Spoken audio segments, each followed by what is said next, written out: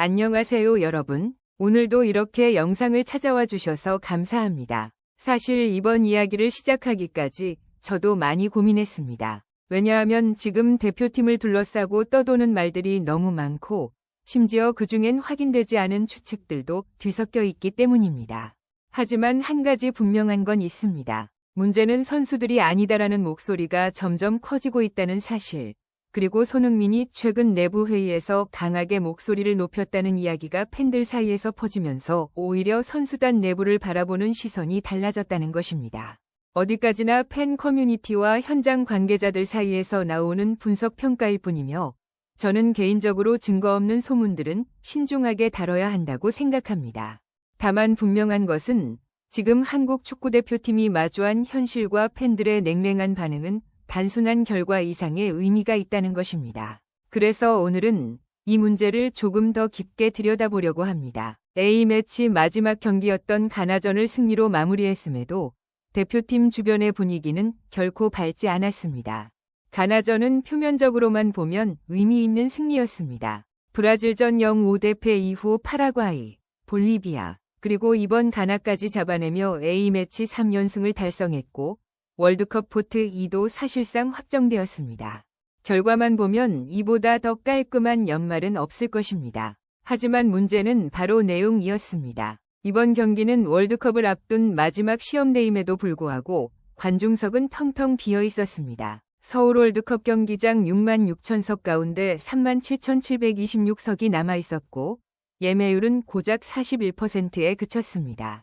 특히 경기 당일 무더기로 쏟아진 취소표로 인해 실제 입장 관중은 약 2만 8천 명 수준에 불과했습니다. 대표팀이 볼리비아전에서 3만 3,852명을 불러 모았던 것을 고려하면 수도 서울에서 열린 경기라는 점에서 팬들의 관심이 얼마나 식였는지 알 수 있는 장면이었습니다.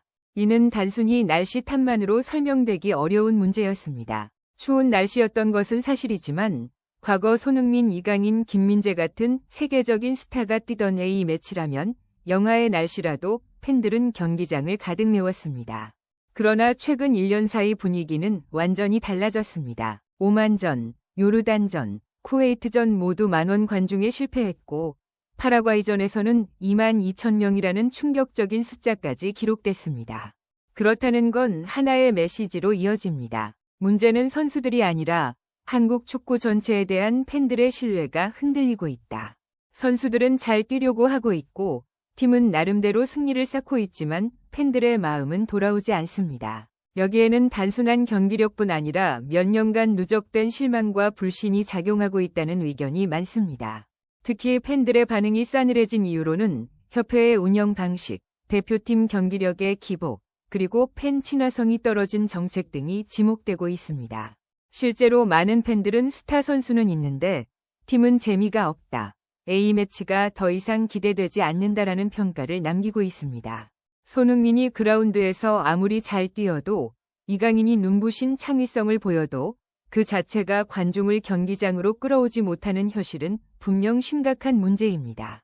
홍명보 감독 역시 이를 인지한 듯 경기 전 기자회견에서 팬들이 찾아오게 만들 책임은 우리에게 있다.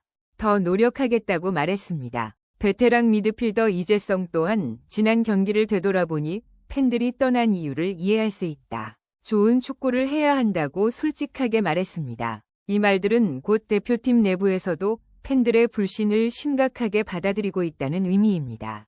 그러나 문제는 단순히 팬심 이탈에서 그치지 않습니다. 경기력 자체도 위기 신호를 보내고 있습니다. 한국보다 51계단 낮고 주전 공격수 대부분이 빠진 사실상 1.5군 가나를 상대로 한국은 전반전 내내 슈팅 하나에 그쳤습니다. 전반 흐름은 볼리비아전과 판박이었고 미드필드는 계속 흔들렸으며 공격은 고립됐습니다. 결국 이태석의 후반 헤더골 덕분에 겨우 승리를 거뒀지만 그 외의 내용으로는 월드컵 본선을 앞둔 팀이라고 보기 어려웠습니다.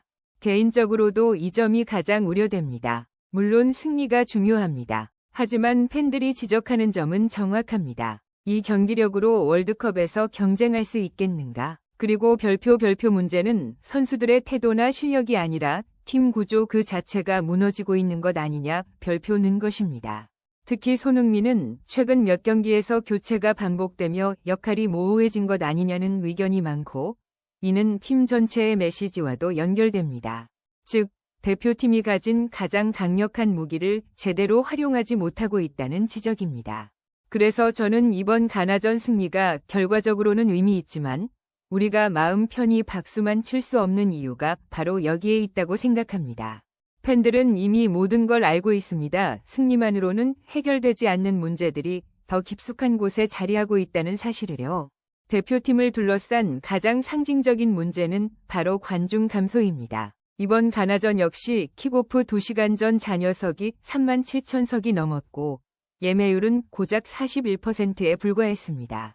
경기 당일에만 10,000장 가까운 취소표가 나왔고 현장 분위기 역시 한산했습니다. 이 현상은 단순히 추운 날씨나 경기 시간 문제 때문만은 아닙니다. 팬들은 이미 대표팀에 대한 신뢰를 잃어가고 있었고 그 이유는 명확합니다. 스타 플레이어들은 넘쳐나지만 정작 팀이 보여주는 경기력은 그 스타들의 가치를 살려주지 못하는 수준에 머물러 있었기 때문입니다. 지난해부터 이어진 이 흐름은 이미 경고 신호였습니다. 손흥민, 이강인, 김민재 같은 세계적 스타가 있음에도 만원 관중이 사라지고 브라질전만 잠시 흥행했던 이유는 팬들이 브라질 선수를 보러 왔기 때문이라는 사실이 이를 증명합니다. 즉, 문제는 팬들의 충성도가 아니라 대표팀이 팬들에게 줄 수 있는 감동, 경기력, 기대감이 부족하다는 것입니다. 팬들은 더 이상 이름값만 보고 경기장에 오지 않습니다. 대표팀의 구조 문제와 미완성 전술이 지속된다면 이러한 관중 감소는 앞으로 더 심해질 수 있습니다. 가장 큰 문제는 미드필드의 부재입니다. 홍명보 감독은 황인범과 백승우의 부재로 인해 새로운 조합을 실험했지만 결과는 만족스럽지 못했습니다. 볼리비아전과 가나전 모두 전반전에서 빌드업이 사실상 작동하지 않았고 미드필더들은 상대 압박을 벗어나지 못했습니다. 이러다 보니 공격진은 자연스럽게 고립될 수밖에 없었습니다. 손흥민은 공을 터치하는 횟수 자체가 적었고 오현규 역시 미드필드 연결이 끊기면서 혼자 뛰는 장면이 반복되었습니다. 측면으로 빠지는 순간 팀 전체의 공격은 롱볼에 의존하게 되고 그마저도 정확도가 낮으니 상대 수비는 버티기만 하면 되는 상황이 펼쳐졌습니다. 이런 구조적 문제는 단순한 컨디션 문제나 선수 개인의 미스가 아닙니다. 전술 설계에서부터 해결해야 하는 부분이며 바로 이 점에서 손흥민이 경기 뒤 불만을 표시했다는 이야기가 나오는 겁니다. 물론 이는 어디까지나 확인되지 않은 이야기지만 지금 대표팀의 상황을 보면 충분히 공감이 가는 지점이기도 합니다. 현재 논란의 핵심은 손흥민의 포지션이 아니라 그의 전술적 역할입니다. 최전방이든 왼쪽 윙이든 손흥민은 어느 포지션에서도 제 역할을 해왔습니다. 문제는 그에게 명확한 역할이 부여되지 않고 있다는 점입니다. 손흥민은 체력에 문제 없다. 오래 뛰고 싶다고 스스로 말했습니다. 그는 여전히 폭발적인 스피드, 공간 침투력, 프리킥 능력, 결정력 모두 건재합니다. 그런데도 경기마다 60분대 교체가 반복되며 이는 자연스럽게 그의 경기 리듬과 팀의 공격 흐름을 끊어버립니다. 더 큰 문제는 손흥민이 전술의 중심축으로 자리 잡지 못하고 있다는 것입니다. 공격 전개에서 손흥민과 이강인을 연결하는 구조가 없다 보니 두 선수가 가진 최고 장점들이 동시에 발휘될 여지가 사라집니다. 손흥민이 라인을 타고 뛰든 중앙으로 좁히든 그 움직임을 활용할 기계적인 패턴 자체가 지금 대표팀에는 부재합니다. 결국 손흥민을 살리는 포지션은 하나가 아니라 팀의 역할 재편이 더 중요한 문제인 겁니다. 홍명보 감독은 경기 후 전반전은 좋지 않았다. 미드필드가 원활하지 않았다고 스스로 인정했습니다. 그는 또한 문제점은 발견했고 월드컵까지 잘 준비하겠다고 말했습니다. 하지만 월드컵까지 남은 시간은 많지 않습니다. 유럽 선수들은 시즌 중이라 관리가 어렵고 K리그 선수들은 시즌 종료가 늦어 휴식이 부족하고 내년 초 A매치는 없고 3월 평가전 이후 바로 월드컵 본선. 이 조건들을 고려하면 대표팀이 전술적으로 완성될 시간은 사실상 3개월도 되지 않습니다. 지금 가장 중요한 건 중심축을 세우는 일입니다. 그 중심에는 당연히 손흥민이 있어야 합니다. 그의 경험, 리더십, 경기 템포를 조절하는 능력, 위기에서 한 방을 만들어내는 해결 능력은 한국 축구가 가진 가장 큰 자산입니다. 이 자산을 60분씩만 쓰는 것이 과연 옳은지 그에 대한 명확한 설명이 필요합니다.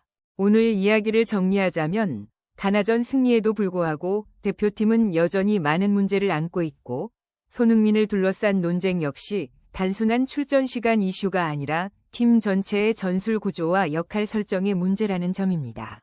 제목처럼 여러 이야기가 퍼지고 있지만 저는 개인적으로 확인되지 않은 루머 자체보다 그 뒤에 감춰진 한국 축구의 구조적 갈등과 전술적 혼란이 더 중요한 논점이라고 생각합니다. 여러분, 끝까지 영상 시청해주셔서 감사합니다. 이 영상이 도움이 되셨다면 구독과 좋아요 부탁드리고 앞으로도 더 깊이 있는 분석으로 찾아뵙겠습니다. 다음 영상에서 다시 뵙겠습니다.